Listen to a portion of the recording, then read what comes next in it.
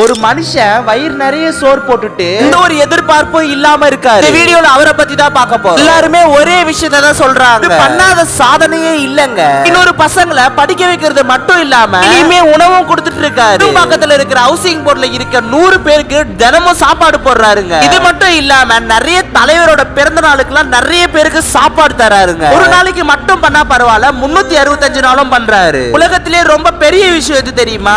சாப்பாடு போட்டு அழகு பாக்குறது. ஒரு விஷயம் சொல்ல போற, நல்லா கேட்டுக்கோங்க.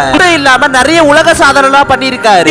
எஸ் கைஸ், அதாவது பெரும்பாக்கம் ஹவுசிங் போர்ட்ல நம்ம கலைமகன் சார் ஒரு நாளைக்கு 300 பேருக்கு சாப்பாடு போட்டு வராரு. அது மட்டும் இல்லாம கொரோனா காலகட்டத்தில் இருந்து இப்போ வரைக்கும் அந்த மக்கள் எல்லாருமே கஷ்டப்படுறாங்கன்னு சொல்லி மத்தியான உணவு திட்டம் எடுத்துட்டு வந்தது மட்டும் இல்லாம அந்த ஹவுசிங் போர்ட்ல நிறைய பேருக்கு திட்டம் வாங்க முடியாம நிறைய பேர் கஷ்டப்படுறாங்க சாப்பாடு.